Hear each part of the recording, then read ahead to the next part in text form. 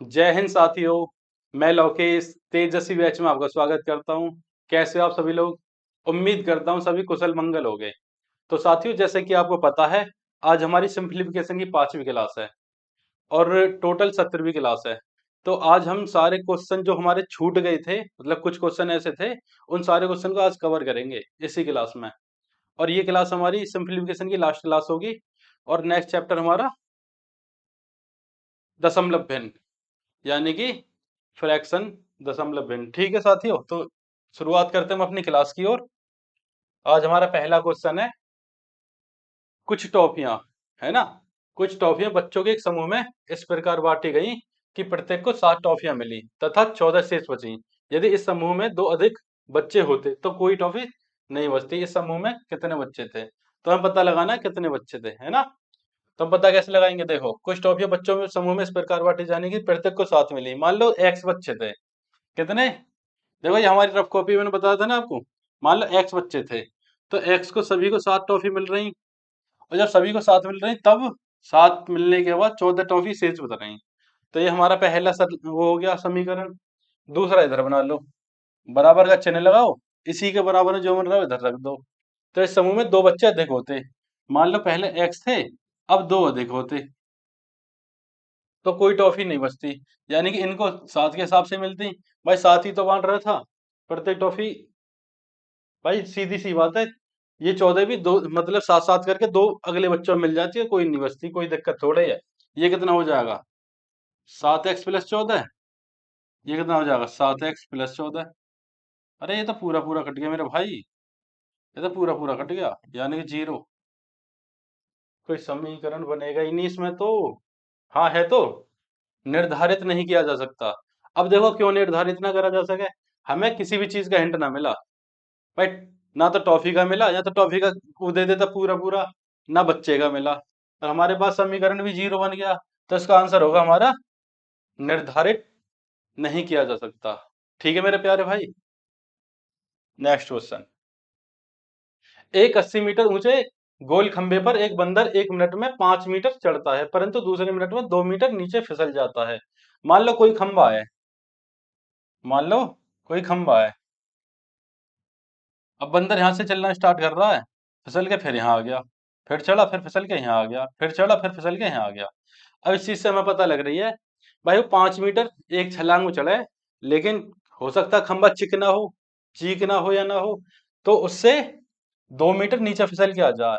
तो मैं ये कह सकूं, भाई पहली मिनट में 5 चढ़ा, अगली अगली मिनट में 2 नीचे उतर गया, 2 नीचे उतर गया, यानी कि 2 मिनट में कितना चढ़ा? वो 3।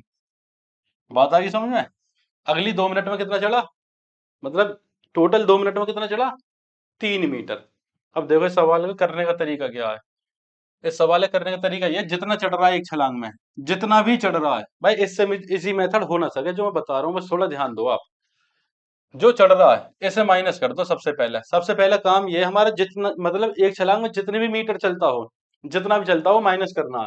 तो हम 80 में से पहले 5 माइनस करेंगे। ठीक है मेरे भाई, कितना आ जाएगा? 75। अब हम ये देखेंगे 75 मीटर कितने मिनट में चला।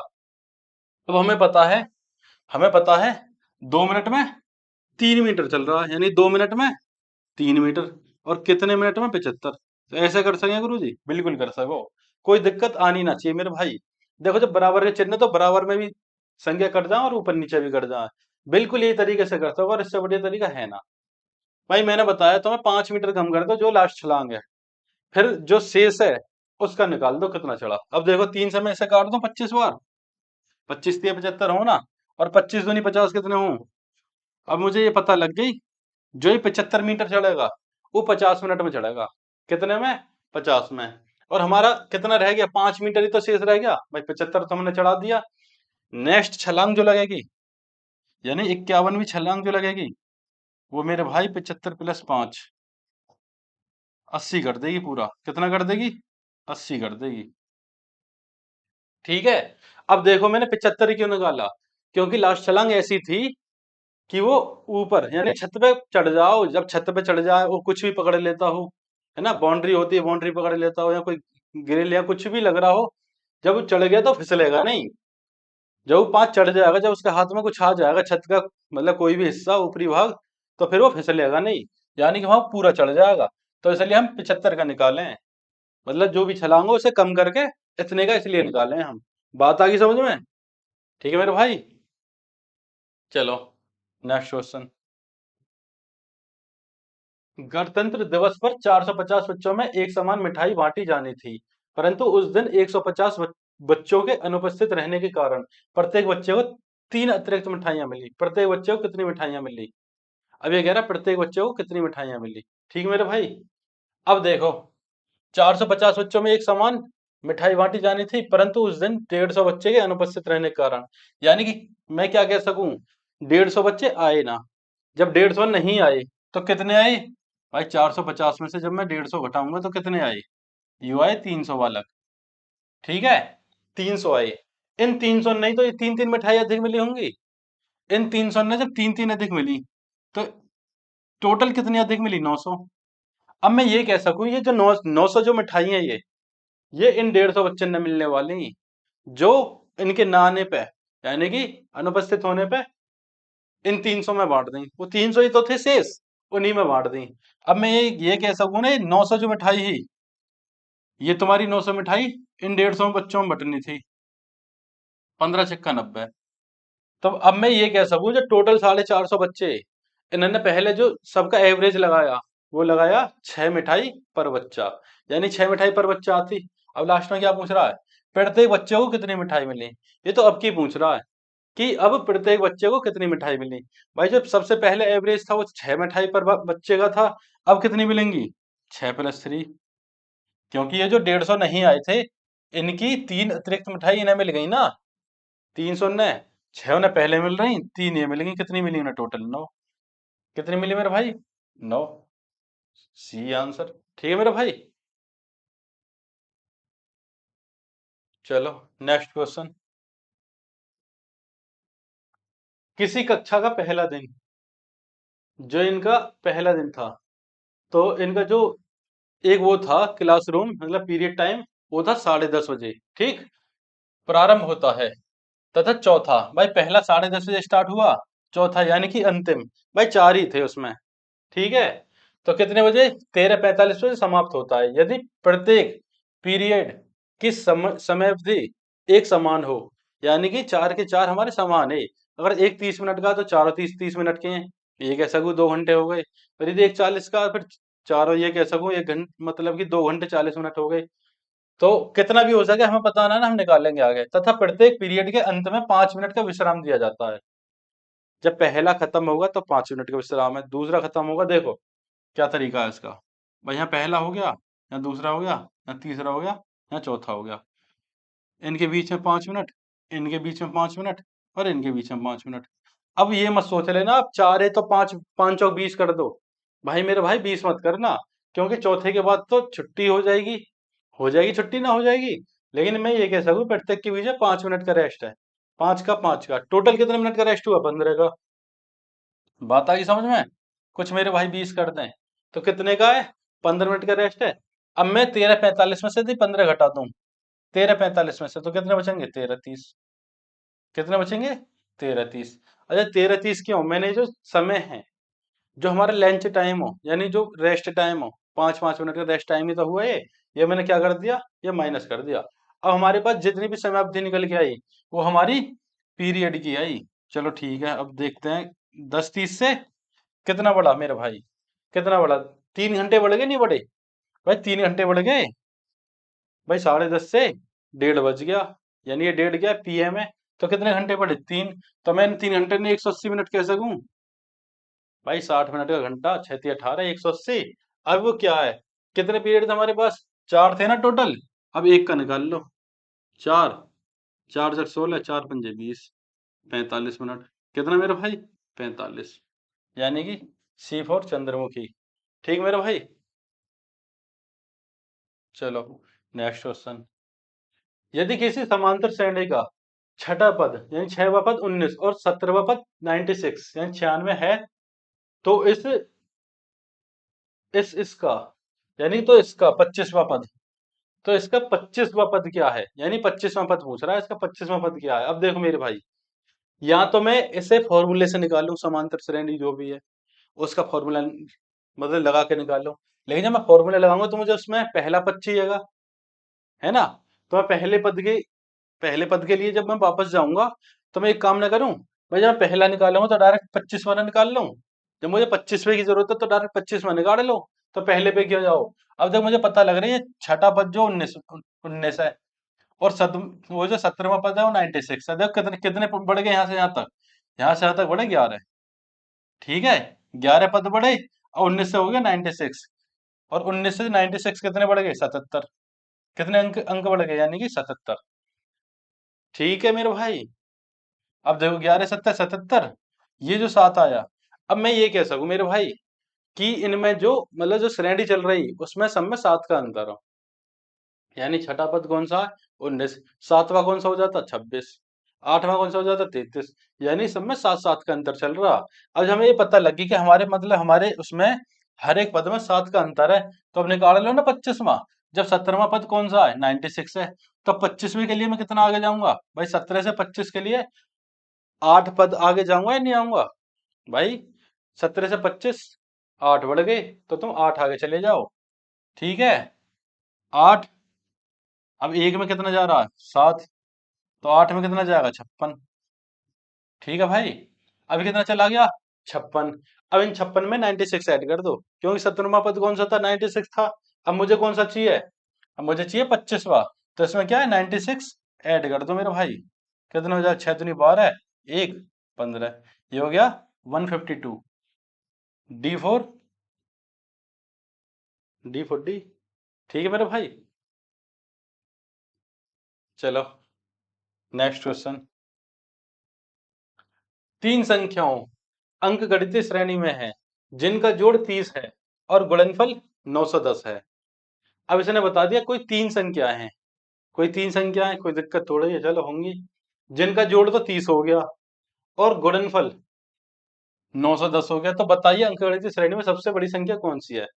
तो मेरे भाई, यदि हम ये ऑप्शन से करें, ऑप्शन से, तो थोड़ी दिक्कत क्यों आवेगी? हो जाएगा, लेकिन दिक्कत क्यों आवेगी? हमें श्रेणी ना पता कितना अंतर है ना? हम या तो पहले योग देखेंगे, भाई श्रेणी बना के या तो योग देखेंगे। जैसे हमने 17 उठा लिया, मैं 2 कम करूं 15, 2 कम करूं 13, कितना हो जाएगा भाई? 13 17 का योग वो हो गया 30, तो ये तो ज्यादा हो जाएगा। अब ऐसे तो ऑप्शन से तो दिक्कत होगी, तो या मैं वैसे करे लाऊं। ठीक है, कैसे क्या? जैसे गुणनफल है 910, गुणनफल 910 है, तो लास्ट में जीरो आ रही है। तो मैंने तुम्हें क्या बात बताई? मैंने तुम्हें ये बताई जीरो कब बने रहे भाई? 5 into 2 से ही तो जीरो बने हैं। ठीक है, अब कितना बचा? 91। 91 बचा ना? तो 91 कर लो 13 सत्ते 91। कितना? 13 सत्ते 91। और भी गुणनखंड बन रहे हैं 91 के? बन रहे? बताओ। नहीं बन रहे ना? तो 91 के दो ही गुणनखंड है, 7 into 13। ठीक है मेरे भाई। अब देखो ये कितना हो जाएगा? 5 दूनी 10, तो ये हो जाएगा 7 गुणा 13 गुणा 10। अब यह मैं ऐसे कर लूं, ऐसे ऐसे लिख लूं, 7 गुणा 10 गुणा 13। अब देखो श्रेणी बन गई ना? बन गई। तीन तीन का अंतर है ना? है तीन तीन का, तो ये श्रेणी बन गई भाई। कोई श्रेणी थी हमारी, ये श्रेणी बन गई। योग 30 है, 13 7 20 10 30। योग 30 भी है और गुणनफल 910 भी है, क्योंकि हमने इसी के फैक्टर करे हैं। तो क्या पूछ रहा है इसमें? तो सबसे बड़ी संख्या। अब तो कुछ भी निकाल दो, सबसे बड़ी सबसे छोटी प्लस माइनस कुछ भी पूछे। Option number C. ठीक है मेरे भाई। चलो नेक्स्ट क्वेश्चन। दो संख्याओं के हरात्मक माध्य है और गुणोत्तर माध्य है, क्रम से 10 और 12 हैं, उनके समांतर माध्य क्या है? इसमें कुछ ना है, इसमें फॉर्मूला लगा है। क्या लगा है? फॉर्मूला। ये समांतर माध्य है।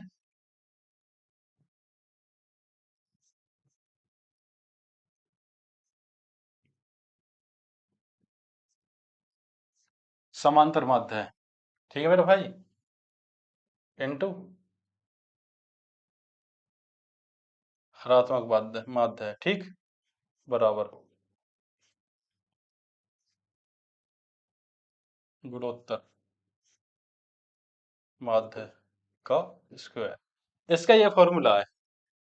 ठीक, आ गया समझ में? नहीं आया? आ गया होगा ना? आ गया होगा। चलो, समांतर माध्य, हरात्मक माध्य और देखो समांतर क्या है, ये तो हमें निकालना है। ये मान लो एस तो हमें निकालना है। हरात्मक क्या है हमारा? हरात्मक 10 बराबर 12 गुणा 12। ठीक है भाई, क्योंकि गुणोत्तर हो गया हमारा 12। 12 का स्क्वायर कितना हो गया? 144। कितना हो गया? 144/10। समांतर माध्य बराबर। अब देखो 14.4, इसका आंसर कितना हो जाएगा? 14.4, यानी कि ऑप्शन नंबर डी है। कुछ नहीं, बस फॉर्मूला अगर याद है तो ठीक है, ना तो फिर छूट गया क्वेश्चन, है ना। चलो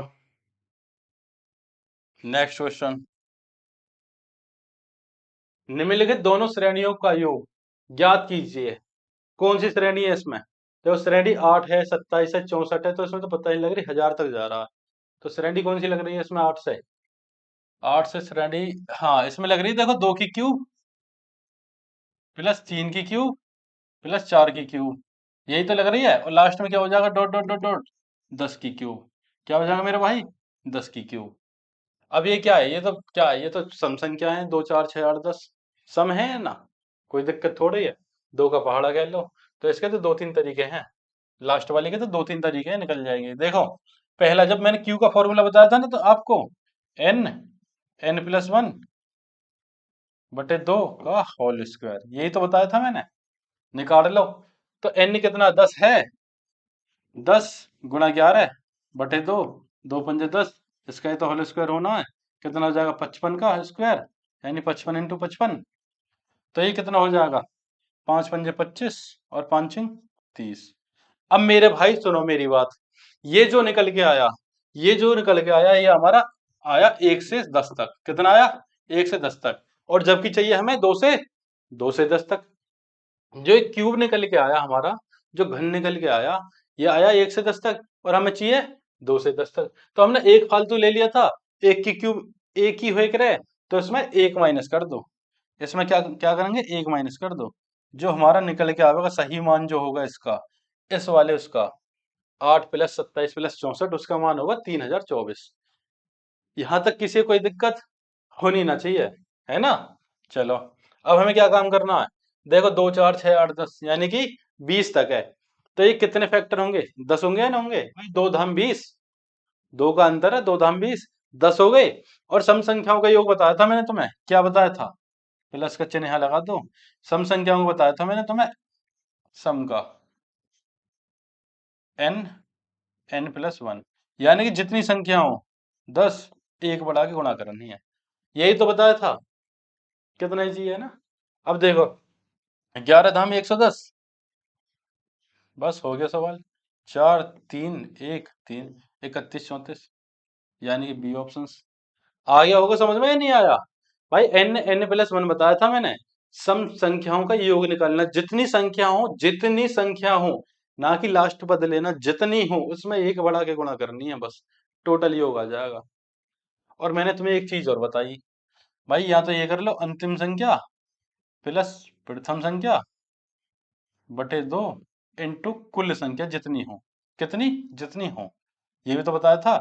ये सबके लिए है, जहां अंतर समान हो। भाई यहाँ 2 का अंतर है, 4 का भी होता, 5 का, 7 का, कितने का भी होता, कहीं से भी दे रहा होता। अब 2 से दे दिया, बीच में से भी दे देता ना, ये 10 12 14 तब भी हो जाता इससे। देखो 2×5 = 10 और 22 आ गया, ये 22×5 = 110, हो गया ना 110।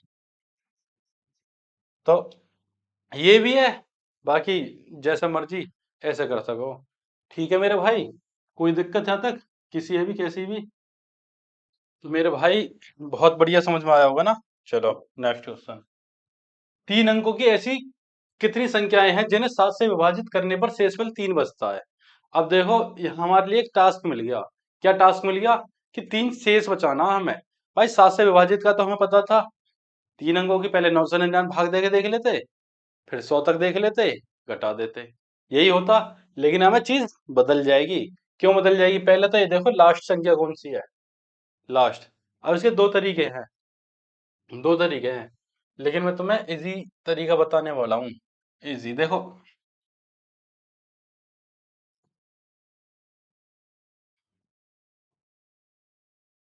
99 99 99, यदि मैं यहाँ 7 से भाग दूं, 7 एकम 7, 2, कितना कितना उतार लेना, 7 चौक 28, ठीक है, कितना बचा, एक उतार ले 9, 7 दूनी 14। अब देखो शेष कितना बच रहा, 5। लेकिन हमें कितना शेष चाहिए, 3। 3 शेष चाहिए ना, चाहिए। लेकिन हमारा शेष कितना बच रहा है, 5। अब हमें 3 शेष के लिए क्या काम करना है, यदि यहाँ 2 अंक कम होते तो यहाँ 2 शेष कम आता। भाई हमें 3 चाहिए था ना, लेकिन 2 ज्यादा आ रहा है ये। लेकिन यहाँ 2 कम होते तो यहाँ 2 शेष कम आता। तो मैं ये कह सकूं 997 7 से डिवाइड होगी और 3 शेष छोड़ेगी अपने आप में। बात आ गई समझ में। यानी कि अंतिम अंक जो हो जाएगा हमारा, अंतिम कौन सा हो जाएगा, 997। आगे बात समझ मेरे भाई। 997 में यदि मैं 7 से भागता हूं तो कितना शेष आवेगा, 3 शेष आवेगा। अब ये मिल गया हमें अंतिम। अब हमें पहला चाहिए, तो पहला कौन सा डिवाइड होगा भाई, 15 सत्ते 105। 15 सत्ते 105। तो 5 डिवाइड होगा यदि मैं प्लस इसमें 3 करूं, क्योंकि 3 शेष भी चाहिए मुझे। तो हमारी जो पहली संख्या बनेगी 108 बनेगी, है मेरे भाई, 108 बनेगी। लेकिन 108 मानेंगे ना मैं, तो ये हो जाएगी गलत। क्या हो जाएगी, गलत। क्योंकि 3 अंकों की बात चल रही है। अब यही में तुम 7 माइनस कर लो, क्या 7 माइनस कर लो इसी में 108 में। ये भी तो 3 अंकों की 101 है, 3 अंकों की है ना। और 7 से डिवाइड करूँ ना ऐसे, तो इसमें भी 3 ही शेष आवेगा मेरे भाई। इसमें भी 3 ही शेष आवेगा, देखो 7 एकम 7 बचे 3, 1 7 चौक 28, बचे कितने, 3। यहाँ भी 3 ही शेष है। तो अब देखो, जो हमारी पहली संख्या आई वो हो गई 101, और अंतिम संख्या होगी हमारी कौन सी, 997।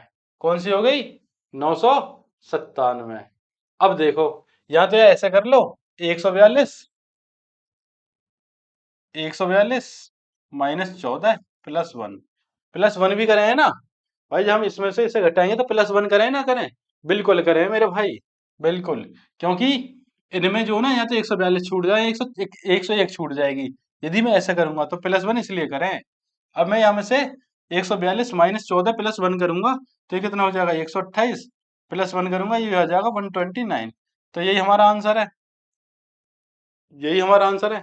यदि कुछ भाई मेरे यहाँ कंफ्यूज हो रहे हो कि इसमें से इसे घटा के +1 क्यों करा, तो एक काम करो, तुम ये काम कर लो। मैंने शायद दूसरी क्लास में एक बात पढ़ाई, यदि हमें पदों पदों की संख्या निकालनी हो, पदों की, तो यहाँ पदों की संख्या तो निकालनी है हमें। तो क्या काम करेंगे हम, 997 यानी कि अंतिम पद माइनस पहला पद के साथ कितना हमारा 101 बटे अंतर, यानी सीरीज का अंतर। सीरीज का अंतर क्या, 7 ही तो आवेगा भाई, 7 से डिवाइड ही कर रहा, तो 7 ही तो आवेगा सीरीज का अंतर। मान लो 101 फिर 108 फिर 115, 7 ही तो आना है, +1। यही तो फॉर्मूला था इसका। अब कर लो इसे। अब मैं इसमें से इसे घटाऊंगा, ये कितना आ जाएगा, 6 9 8 भाग 7 +1। देखो 7 एकम 7, 7 दूनी 14, 7 अट्ठे 56 +1 कितना आ गया, 129।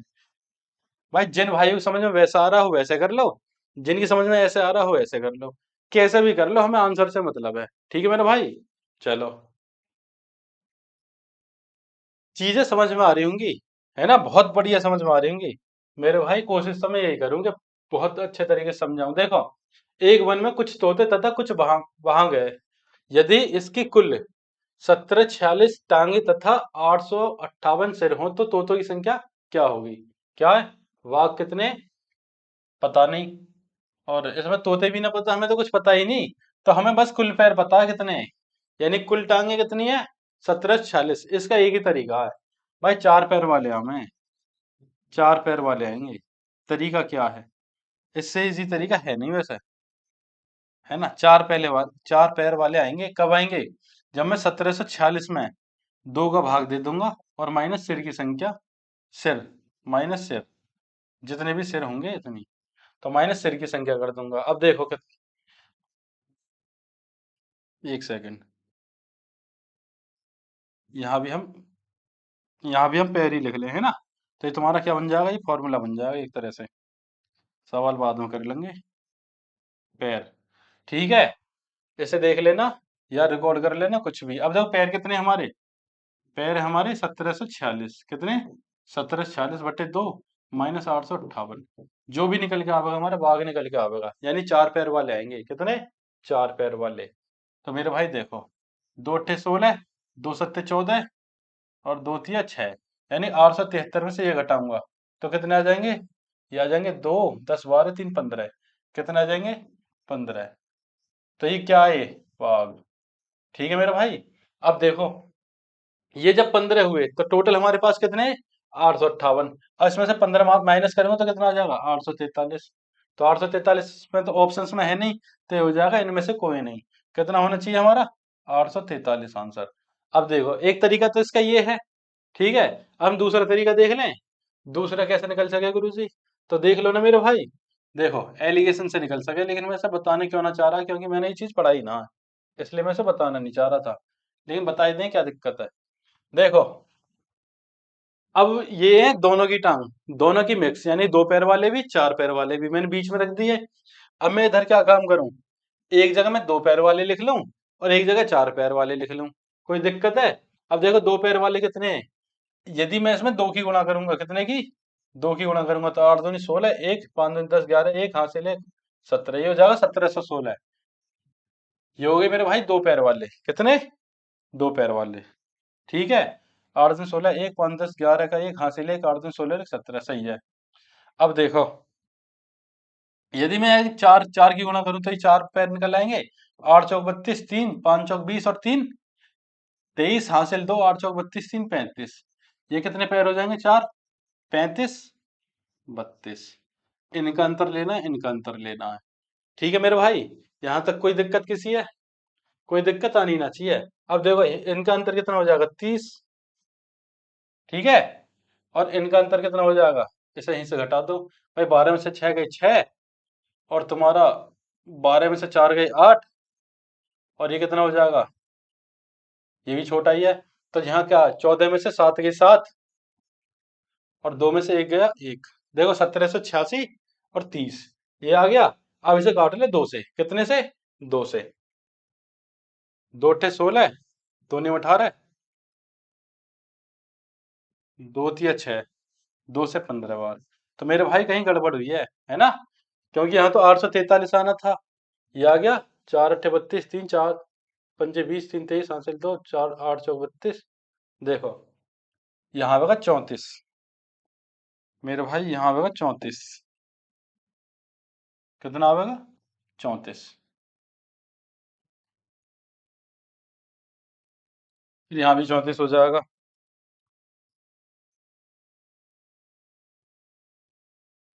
34 32, ठीक है मेरे भाई। अब ये मैं इसका अंतर करूंगा तो कितना हो जाएगा? देखो, अब अंतर भी चेंज होगा, है ना? तो इसका अंतर हो जाएगा 6, और तुम्हारा 12 में से 4 गया 8, और तुम्हारे यहाँ कितना बचा? यहाँ बचा 13, 13 में से 7 गए 6, और एक, ये हो गया 1686। अब मैंने दो से काटा 30, 15 बार आ गया। दो से इससे काटूंगा तो कितना आ जाएगा? दो अट्ठे 16, दो चौक 8, दो तिया 6। एक तरीका मेरे भाई ये भी है, देखो गलती हो जाए करे, है ना? यदि हमारी ये लाइव क्लास होती, अब तो मतलब ऑफ क्लास है, यदि लाइव क्लास होती तो बच्चे बता देते हमें कि सर जी यहाँ गलती हो गई। अब यहाँ गलती भी हमें खुद ही ढूंढनी पड़ रही है, यानी मोटिवेशन भी खुद ही लेना पड़ा है हमें। कोई ना। अब देखो, ये क्या हो गया? दो पैर वाले, ये क्या हो गया? चार पैर वाले। तो यही तो हमने निकाला था।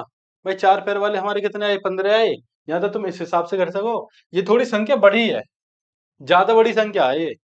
छोटा तो बहुत इजी हो जाए, और अगर तुम्हें ये याद है तो इससे इजी है ही नहीं, इससे इजी मेथड ना है। चलो, देखो मेरे भाई, ठीक है, देखो नेक्स्ट क्वेश्चन है ना। ए तथा बी में से प्रत्येक के पास कुछ रुपए हैं। यदि ए बी को 50 रुपए देता है, बी के पास ए के पास बचे रुपये से दोगुने रुपये होंगे। यानी कि ए अगर बी ए पैसा दे दे, ए बी ए पैसा दे दे तो ए के पास, ए बी को 50 रुपए देता है, यानी ए ने बी ए रुपया देती है, ठीक। तो बी के पास ए के दुगने रुपया हो जाए, यानी ए से दुगने बी के पास हो जाए, जब वो ए से 50 रुपए ले ले, बस इतना कह रहा है।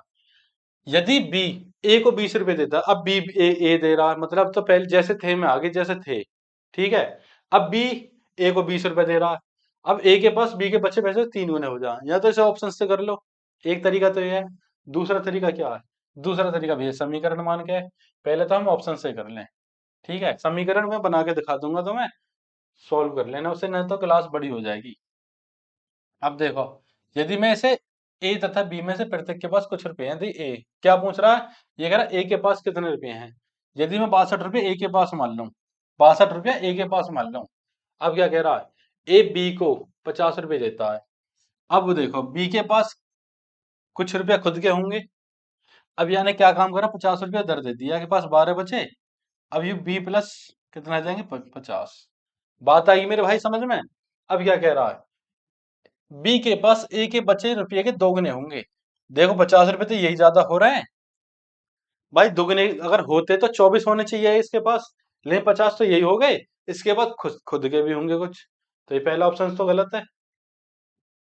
ये मेरा कहने का मतलब ये है, ए के पास 12 बचे, सवाल के अकॉर्डिंग बी के पास अब 24 रुपये होने चाहिए, क्योंकि ये कह रहा है ना बी के पास दोगुने रुपये हो गए इसे, लेकिन 50 तो यही है और बी के खुद के भी होंगे, तो पैसे तो बहुत ज्यादा हो गए। अब ले लो 106, ये मैंने ए माना, ये मैंने बी माना, यहाँ मैं ए मानूंगा, यहाँ मैं बी मानूंगा। अब मैंने 106 रुपये ले लिए इसके, इसका मुझे पता ही ना। अब देखो 106 में 50 रुपये इसने से दे दिए, इसके पास कितने रुपए बचे, 56, 56 ही तो बचे। इसके पास कितने हो गए। अब ये कह रहा है जब 50 इधर चले जाएंगे, तो ये कह रहा है कि बी के पास ए के दुगने हो गए, यानी कि इसके पास हो गए 112 रुपया। कितने हो गए, 112। अब मैं क्या कह सकूं मेरे भाई, अब ये 112 में से अगर मैं, क्यों ये 112 तभी तो हुई जब इसके 50 चले गए। भाई इसके 50 चले गए तभी तो 112 हुए। अगर मैं इसमें से 50 घटा दूं तो बी के रुपए आ जाएंगे मेरे पास 62, बी के रुपए आ गए 62।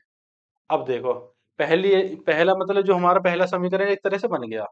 भाई ए के पास 106 रुपये आए, अब 56 बचे, जब मैंने 50 इधर दे दिए, तो ये कह रहा है दोगुने हो गए, तो यहाँ 112 हो गए। अब 112 में से 50 घटा दूंगा जो है यानी दिए, तो ये 62 रुपये बी के आ गए। अब देखो, अब हमें पता है, जहां तक हमें पता है, हमें ये पता है बी ए के पास 106 है और बी के पास 62 है। अब कह रहा बी बी ने याद दी 20 रुपया, तो इसके पास कितने हो जाएंगे। भाई जब ये 20 रुपये ले लेगा तो इसके पास 126 हो जाएंगे। इसके पास कितने बचेंगे, इसके पास बचेंगे 42। है तीन गुने ना है, भाई यही तो कह रहा 3 गुने हो जाए। गुरु जी 3 गुने हैं, बिल्कुल 3 गुने हैं। तो ए के पास कितने होंगे, 106 रुपया। ठीक है मेरे भाई, कितने होंगे, 106। आगे समझ में, चलो क्लियर करें इसे। समीकरण बना के बता दें तो मैं सॉल्व कर लेना अपने आप, आंसर वही आएगा जो हम बना देंगे। ठीक है मेरा भाई, चलो इसे भी हटाओ, जरूरत नहीं है ना इसकी। अब देखो, ए के पास यानी ए तथा बी के पास कुछ रुपए हैं, यदि ए बी को 50 रुपए दे देता है।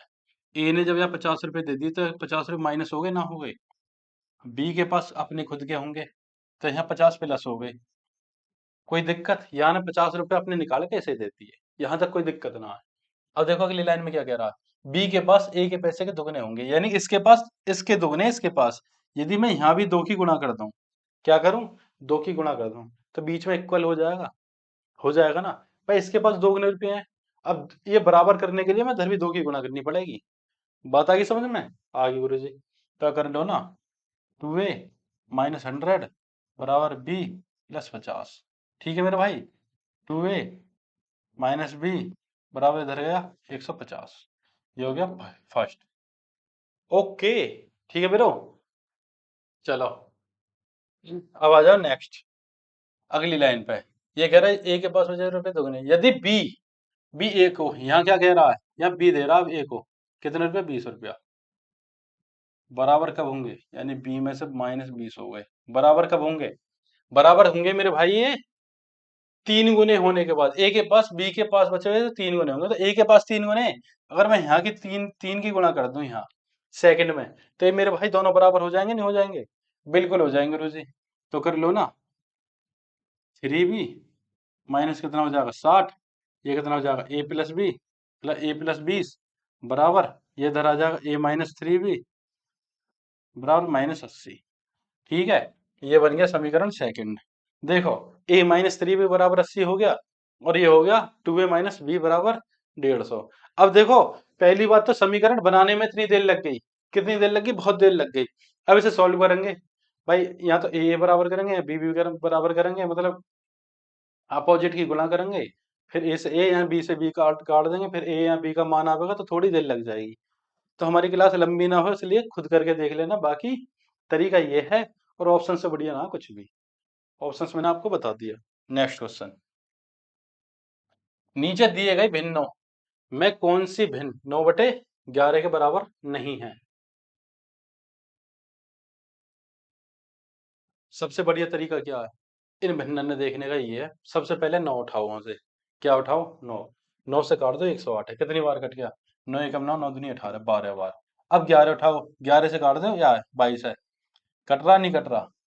कट ही नहीं रहा भाई, ये तो कट ही ना रहा। 11 दूनी 22, एक थोड़ी कट जाएगा। तो मेरे भाई यही आंसर है, यही है, नहीं कट रहा तो अगले देख लें। या काटो, 9 से 27 है, 9 से 27 बटे, अब या काट दो कितने से भाई? एक सेकंड, ये मिसप्रिंट कर दिया है। क्या कर दिया है? मिसप्रिंट कर दिया है। यहाँ आना चाहिए था कितना? 17। कितना आना चाहिए था? 17, यानी 9/17। ये कर दिया है मिसप्रिंट। अब कट जाएंगे सारे ऑप्शंस, देखो तो गड़बड़ हो जाया करे, ठीक है? क्या हो जाया करे? गड़बड़ हो जाया करे। अब मैंने 9 से काटा, कितनी बार कट गया? 12 बार। 9 एकम 9, 9 दूनी 18। अब देखो है 17 से काट लो, 17 एकम 17, बचा कितना? 5, 17 तिया 51, ये आ गया 12/13। तो मेरे भाई अब भी यही आंसर है, पहले भी यही था, अब भी यही है। क्यों? क्योंकि जब हम यार 9 से ऊपर वाला काटते और 17 से नीचे वाला काटते थे, समान आना था। समान आता, उससे वो कट जाता, एक ही आना था। जैसे एग्जांपल देखो आगे चल रहा है, ये अपोजिट आ गया तो हमारा यही आंसर बनेगा। अब मैं काटू 27, 9 से 27, 17 से काटू 17 से 51, और 3 से 3 खत्म, एक आ गया। तो क्या है? भिन्न सेम है बिल्कुल, कोई दिक्कत ना, सेम भिन्न है। अब देखो 9 से काटू 67, 9 सत्ते 67, और 17 सत्ते 119, 7 से 7 काट दो, ये आ गया एक। क्या आ गया? एक। तो एक एक जहां बन जाएगा वो तो समान है, जहां नहीं बनेगा वो असमान है, यानी भिन्न है बिल्कुल, वो बराबर नहीं है। तो इसका आंसर अब भी ए ही है, यानी एक ही है। तो आगे होगी चीज समझ में। अब देखो इसका तरीका तो यही है।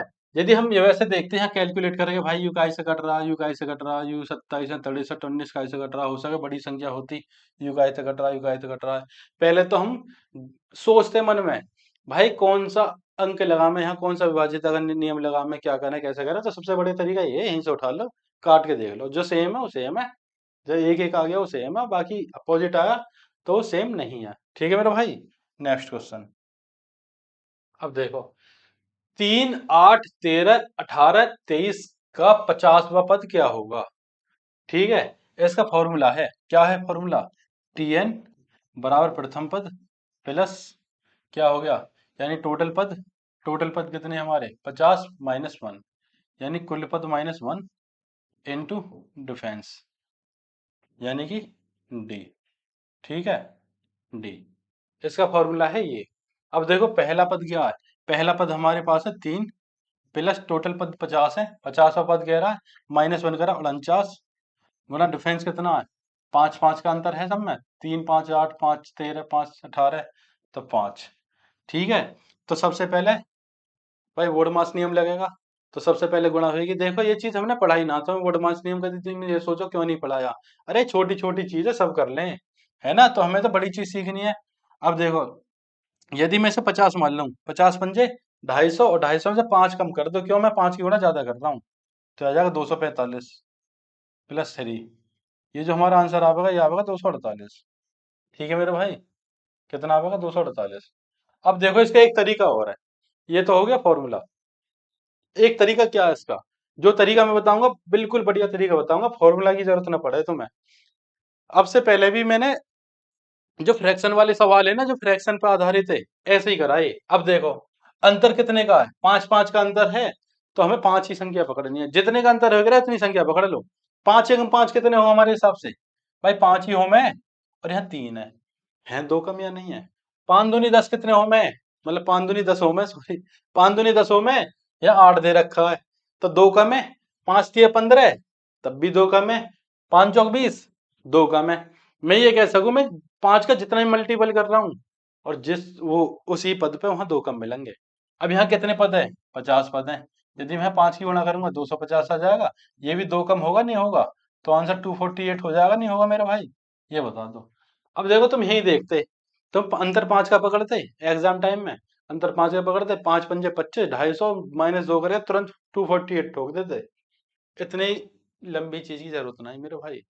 तो जहाँ फॉर्मूला वहां फॉर्मूला से काम लो, जहाँ बिना फॉर्मूले का काम हो रहा है वहां बिना फॉर्मूले चलो ना। ठीक है, बहुत बढ़िया। चलो नेक्स्ट क्वेश्चन। एक विद्यार्थी को 2 की पावर 5, देखो बीच में दशमलव है ना, ये दशमलव नहीं है, ये इंटू का चिन्ह वगैरह है। देखो यदि ये यहाँ होता दशमलव तो ये दशमलव होता, और यदि यहाँ बीच में तो ये इंटू का चिन्ह है। मैंने तुम्हें फ्रैक्शन वाले वो में एक सवाल करवाए थे, जैसे ये था तो यहाँ बीच में था पॉइंट, यही था बीच में आ रहा था, तो ये दशमलव नहीं था। यहाँ भी तो मैंने इंटू मानी, क्यों मानी इंटू? क्योंकि बीच में था ये पॉइंट। ठीक है मेरे भाई, आ गई हुई ये चीज समझ में? चलो अब सवाल पे आ जाओ। अब ये यूं कह रहा है, क्या कह रहा? एक विद्यार्थी को 2 की पावर 5 इंटू 9 की पावर 2 लिखने को कहा गया, परंतु उसने 25 मान में लिख दिया। यानी कि यहाँ 2 की घात 5 चढ़ानी, उसने क्या लिख दी? 2 की पावर ऐसे 5 लिख दी, माने 25 लिख दी सीधी सीधी। 9 की पावर 2 लिखने को कही, यहाँ तो बीच में और दशमलव लग रहा, यानी 9 ऐसे लिख दी, यानी सीधी 2592 लिख दी। यानी 9 की पावर 2 ना लिख के सीधी सीधी 92 लिख दी, और 2 की पावर 5 ना लिख के सीधी सीधी 25 लिख दी। अब इसने ये लिख दिया। अब ये कह रहा है इसका मान, यदि ये क्या है, इसका मान, इन दोनों में कितना संख्यात्मक अंतर है, इसके मान में और इसमें कितना अंतर है, यानी कि इसमें और इसमें कितना अंतर है ये पूछ रहा है। अंतर, दोनों में अंतर पूछ रहा है मेरे भाई। ठीक है, अब कैसे करेंगे? देखो 2 की पावर 5 कितना हो रहा है? 32 हो रहा है, सब पता है। और ये कितना हो जाएगा? 81। कितना हो जाएगा? 81। 81 तो नहीं, कितना हो रहा है? 162। दो हासिल कितने? 16। 81 तिया 81 तिया 243, 243 और 16 259। ये आ गया 2592। तो मेरे भाई ये भी 2592 लिख दिया उसने, और इसका मान ही 2592 आया। तो संख्यात्मक अंतर क्या आवेगा? जीरो आवेगा। आवेगा जीरो ना आवे?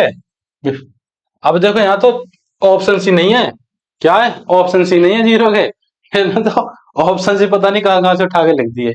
ठीक है मेरे भाई, क्या आंसर है इसका? जीरो आंसर है। चलो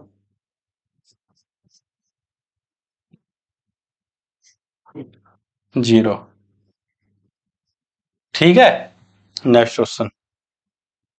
तो मेरे भाई क्लास आज की यही समाप्त हुई, और उम्मीद करता हूँ कि बहुत अच्छे तरीके से समझ में आया होगा, क्योंकि कोशिश करी है मैंने बहुत अच्छे तरीके से समझाने की। ठीक है, और नेक्स्ट क्लास हमारी दशमलव भिन्न चलेगी। ठीक मेरे भाई, तो सभी भाई अपना प्यार दें, अपना साथ दें, बाकी समझाने का काम हमारा है। और नेक्स्ट चैप्टर बहुत बेहतरीन तरीके से पढ़ाएंगे, इसमें कोशिश करिए हमने कुछ चीज छूटे ना। ठीक है मेरे भाई, जय हिंद, जय भारत।